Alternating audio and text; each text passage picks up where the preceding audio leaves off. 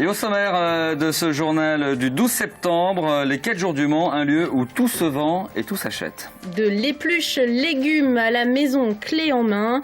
Mais est-ce vraiment une bonne opération pour les commerçants? Le point dans ce journal. On reviendra également sur le bus à haut niveau de service à Lonne-Le Mans et sur les bouchons engendrés par les travaux de la future ligne. Et puis on partira à la découverte d'une installation d'art contemporain en plein cœur de la campagne sartoise au manoir de Couham. Notre invitée dans le journal ce soir, c'est Fabienne Dejean, chargée de mission au CEAS, le Centre d'études et d'action sociale de la Sarthe. Une journée sur l'accompagnement aux associations y est organisée mardi prochain, le 16 septembre. Mais tout d'abord, direction la foire du Mans. Là. On y trouve tout. Tout, de l'épluche légumes au camping-car. Les exposants sont là pour faire leur réclame, mais les visiteurs ne sont pas forcément dans les allées de la foire pour acheter. Démonstration avec Lucille Canté. Dans les allées de la foire du Mans, il est toujours là, le bonimenteur et ses démonstrations. Le top, c'est qu'on s'en sert tous les jours. Vous ne le laissez pas dans le placard. Et regardez, ce qui est super, c'est que vraiment, vous allez tout faire.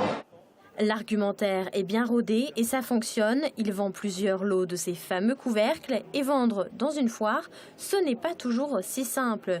Il suffit de faire quelques pas et de s'approcher des stands alimentaires pour vite le comprendre. Vous voulez goûter un peu de jambon, les filles? Oui, bien. Merci. Tenez. Monsieur, plus goûter que acheter. C'est les foires, c'est comme ça. Tout le monde goûte et après on achète.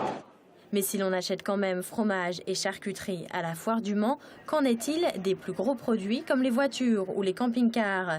Les curieux sont nombreux sur les stands, mais sont-ils là pour sortir la carte bleue ou pour simplement jeter un œil? Uniquement pour regarder, si on est déjà équipé. Et comme on n'a pas l'intention d'en changer... Et puis regarder surtout, faire beaucoup de comparaisons. Et pourtant, les rabais sont intéressants, alors quelques véhicules se vendent au parc des expositions. Une affaire comme nous vend environ 15 camping-cars sur une foire, alors qu'on voit peut-être 1500 à 2500 personnes. Donc le pourcentage est infime, mais c'est déjà beaucoup pour nous. Ça fait diminuer nos marges, mais les constructeurs nous aident et on propose effectivement des très bonnes conditions sur les foires. Mais il y en a qui ne peuvent pas relever ce challenge de vendre sur la foire. Ce sont les promoteurs immobiliers. Achetons-nous une maison sur la foire? La réponse est claire. Aujourd'hui, c'est difficile. Effectivement, vendre une maison sur la foire, non, ça devient un peu compliqué. On n'achète pas une maison. Nous, on vend du sur-mesure, encore une fois. Vendre une maison au premier rendez-vous, c'est compliqué pour nous. Un constat qui ne décourage pas pour autant les 600 exposants présents chaque année et qui voient avant tout la foire du Mans comme un grand espace publicitaire. Les travaux du BHNS, le bus à haut niveau de service qui reliera à Lonne au Mans, continuent de gâcher la vie des automobilistes. Oui, alors si vous êtes vraiment obligé d'emprunter le boulevard de Morieux en heure de pointe, il faudra prendre votre mal en patience.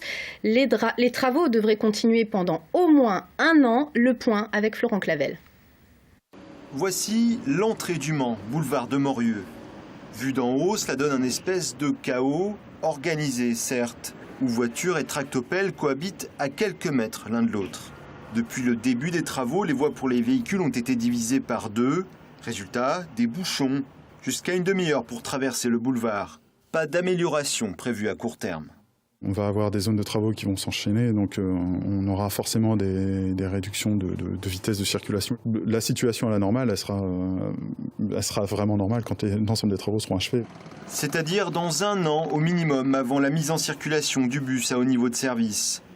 À Lonne, les premiers travaux d'aménagement viennent de débuter. Ils consistent en la pose de multitubulaires qui recevront différents câbles électriques. La circulation sera maintenue dans les deux sens. Attention, une alternance est prévue fin janvier 2015. Boulevard de Morieux et Jarry, les travaux de réseau se poursuivent ou s'achèvent, de même que les travaux d'aménagement urbain, trottoirs et voies de bus. Du côté de la Trémie, les travaux vont s'accélérer. D'ici la fin octobre, le comblement de la Trémie sera déjà réalisé. On aura aussi vu des opérations de démolition des ouvrages. Le giratoire actuel en fait, est composé de deux ponts. Ces 2 tabliers vont être démolis dans le courant du mois d'octobre.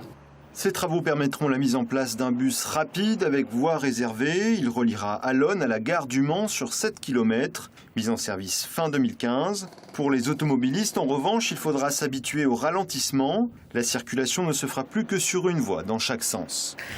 Une association au service des autres associations, on en parle avec l'invité de l'info. L'invité, c'est Fabienne Dejean, bonsoir.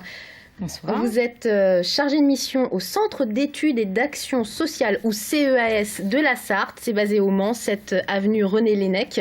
Vous avez déménagé il n'y a pas trop longtemps. Alors, en un mot, rapidement, c'est quoi le CEAS concrètement ? Donc c'est une association d'accompagnement et notamment pour les associations du département. On est centre de ressources et d'information pour les bénévoles. Et on anime également des dispositifs de soutien pour toutes les associations qui créent de l'emploi sur le département. Alors justement, une animation, vous en organisez une mardi prochain, le 16, au Mans. Alors c'est toute la journée, ouvert au public, de 10h à midi, de 14h à 17h, sur le thème, entre guillemets, association, besoin d'accompagnement, point d'interrogation. Alors vous attendez qui comme public ? Potentiellement, on vise à toucher l'ensemble des bénévoles du département, donc plus de 80 000 bénévoles sur un département comme la Sarthe, 8 000 associations. Donc c'est vraiment à destination de ce public, également potentiellement les salariés de ces associations, pour toutes les questions qui peuvent se poser dans la gestion de leur association en cette rentrée de septembre. Beaucoup de questionnements peuvent amener les bénévoles à solliciter de l'information, du conseil, avoir besoin de se former ou d'être accompagnés. Justement, les principales questions que l'on vous pose, parce qu'on sait qu'aujourd'hui, gérer une association, c'est gérer un peu une petite entreprise. Tout à fait. Alors, c'est notamment la problématique du bénévolat qui ressort fortement. Être au clair également sur ses responsabilités en tant que dirigeant associatif. C'est aussi savoir trouver des ressources financières notamment, et puis pouvoir envisager la création d'un premier emploi. Ce sont souvent des caps sur lesquels les dirigeants souhaitent avoir du conseil. Alors, les dirigeants, justement, vous organisez à leur égard une table ronde le même jour, mardi 16, de 18h à 20h. On peut encore s'inscrire, il faut tout simplement appeler le numéro qui va s'afficher au bas de votre écran, 02 43 76 51 83. Pourquoi cette table ronde concrètement ? Cette table ronde pour lever les freins, se faire accompagner, c'est pas forcément évident. Donc être au clair sur quelle va être la démarche, comment entreprendre ce type de projet sont nécessaires. Favoriser aussi la rencontre entre les bénévoles et souvent permet d'identifier des pistes de solutions qu'ont expérimenté déjà certains bénévoles. Des bonnes pratiques, c'est important de pouvoir les faire remonter et redonner de l'élan à ces associations et donc favoriser l'engagement de ces bénévoles. Alors, autre actualité du CEAS, l'existence, la possibilité pour les associations de bénéficier d'un dispositif local d'accompagnement, vous l'appelez le DLA, géré par la région, les Pays de la Loire. À quoi ça sert concrètement ? Le DLA permet de faire un diagnostic de l'association employeuse, identifier ses forces, ses faiblesses, et puis au regard de ses problématiques, de voir comment on peut l'accompagner sur ce chantier du développement de sa stratégie, de la recherche de nouveaux modes de financement, de mieux valoriser son projet, etc. Autant de questions qui sont le quotidien de ces associations. Fabienne Dejean, merci d'être venue nous en parler. Et au chapitre économie, un investissement de 20 millions d'euros pour l'entreprise sartoise. L'entreprise GKN, fabricant de transmission automobile à Arnage, se donne à 3 à 5 ans pour moderniser son site de production sartois. L'usine qui emploie plus de 500 salariés a 60 ans. Le grand chantier de rénovation a en fait débuté l'année dernière. 5 millions ont déjà été investis dans un bâtiment flambant neuf. Le directeur du site, joint par téléphone, espère améliorer la productivité de l'entreprise en la modernisant. Il souhaite également former les employés du site. Et puis au chapitre économique toujours, le lycée Tournelle de Constant à La Flèche obtient lui une subvention de 5 millions d'euros. Oui, une enveloppe globale attribuée par la région des Pays de la Loire pour rénover l'établissement, rénovation de l'internat, mise aux normes énergétiques et amélioration de l'accessibilité aux personnes handicapées sont au programme de ce grand chantier qui devrait s'achever courant 2017. Allez, on ouvre une page sport et on commence par le basket, Laure. Ce vendredi, le MSB rencontre le Havre pour le trophée Sarthe Basket Pays de la Loire à Sablé-sur-Sarthe. Le match commence à 21h. On espère retrouver l'équipe sartoise pour la finale du tournoi samedi à 21h. L'équipe Mancel, vous le savez, évoluera sans Charles Cahudi, toujours retenu avec l'équipe de France qui affronte la Serbie ce vendredi en demi-finale du championnat du monde. À noter, Mouftaou Yarou, nouvelle recrue du MSB, arrivée samedi dernier, jouera pour la première fois sous les couleurs du club sartois ce vendredi à Sablé. Avec ses 2,06 m, le joueur de 24 ans évoluait l'année dernière dans un club serbe. Du tennis à présent avec la victoire du Manceau, Joe Wilfried Tsonga en demi-finale de la Coupe Davis. Il a battu ce vendredi le Tchèque Lukáš Rosol en 3-7 et seulement 1h30 de jeu. Le score 6-2, 6-2, 6-3. La France mène donc 2-0 contre les Tchèques et n'est plus qu'à une victoire de la finale. On prend la direction du Nord-Sarthe à présent avec une idée sortie pour le week-end. Oui, une installation d'art contemporain au manoir de Couannes à Ancy, c'est tout près d'Alençon. Le lieu a inspiré l'artiste Christophe Dalecki. Il y a fait pousser des plantes un peu particulières, comme vous allez le constater dans ce reportage. La beauté intemporelle d'un massif de roses dans la lueur du petit matin. Mais à y regarder de plus près, de drôles de végétaux se cachent dans ce jardin. Armé de tuyaux et d'objets en plastique vert, Christophe Dalecki réinvente le parc du manoir de Couannes avec ses plantastiques. Sans prétention, sans critique, sans discours écologique politicien derrière, du tout, au contraire même.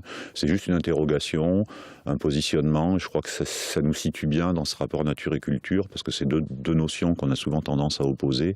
Alors je ne pense pas qu'elles soient si opposées que ça. C'est vrai que souvent l'humain, quand on parle de nature, on se met à côté ou voire au-dessus. Et on oublie qu'on en fait partie aussi. Cette installation in situ est née pour et dans le lieu. Un manoir du XVe siècle restauré en 2003 par un couple d'amoureux des vieilles pierres. Depuis 8 ans, à chaque rentrée, ils ouvrent leur propriété aux artistes. En acquérant une bâtisse historique, nous pensions que l'art c'était l'histoire, mais aussi l'art contemporain. Et que si les artistes peuvent exister, c'est parce que des gens s'intéressent quand ils sont vivants à eux et à leurs œuvres. Une manière aussi d'amener la culture au cœur de la campagne sartoise. Le travail en milieu rural, il ne suffit pas de le faire finalement pour qu'il soit validé. Il y a une espèce de défi un peu plus, je pense, un peu plus intéressant pour l'artiste peut-être, mais le public il est là. Je pense que le tout, c'est qu'il faut qu'il sache qu'il y a des choses à voir, il faut lui montrer, il faut lui amener. L'installation Plantastique est à découvrir jusqu'au 28 septembre. Elle est ouverte lors des Journées du patrimoine. Voilà, ce journal est maintenant terminé. Merci à vous de l'avoir suivi. Merci à vous, Laure. On se retrouve dans quelques instants pour l'actu vue par les politiques. Oui, avec Sylvie Tolmont, députée de la 4e circonscription de la Sarthe, pour bien sûr parler de sa rentrée parlementaire, mais aussi de sa désignation en tant que rapporteur sur l'enseignement à l'Assemblée nationale. À tout de suite la météo.